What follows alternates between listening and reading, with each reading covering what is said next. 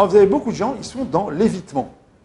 Vous leur dites, tout va bien chez vous? Ils disent, oh, ouais, chez moi, tout va bien. Il n'y a jamais de conflit. Ah bon? On parle au monsieur ou à la madame, à l'autre conjoint, qu'est-ce qui se passe? Ah non, ça va pas du tout. On ne peut jamais communiquer.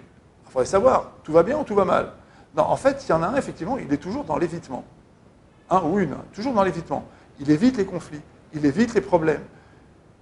Ou alors la femme, par exemple, elle masque les choses. Elle ne dit pas tout au mari. Elle s'arrange pour que les choses soient faites et que le mari ne sache pas. Le mari, lui, il s'arrange toujours pour éviter le problème, pour contourner le problème, faire en sorte qu'il n'y ait pas trop de discussions. D'accord? Et on reste comme ça pendant 10 ans, et puis un beau jour, on se rencontre au coin du salon, on dit, mais qu'est-ce que tu fais là? Parce que les gens se sont évités.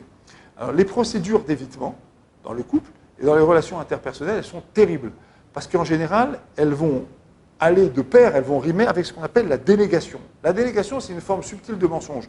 Les gens, quand ils mentent, ils savent qu'ils mentent. Mais quand ils sont dans la délégation, ils sont en train de raconter une histoire, de se raconter une histoire, mais ils ne savent pas qu'ils se racontent une histoire. C'est terrible. D'accord? Donc moi, j'ai un conseil à vous donner, n'évitez pas les choses. Les couples qui marchent, c'est des couples qui n'ont pas peur des conflits, des problèmes et des discussions, mais ils savent les gérer. Alors, vous allez me dire, vous êtes dangereux, Viton, parce qu'il y a des gens qui ne savent pas gérer les conflits. Je vais vous dire, je ne sais pas laquelle des deux est la pire des choses. L'évitement ou les conflits un petit peu tumultueux. Je ne sais pas. Je ne sais pas.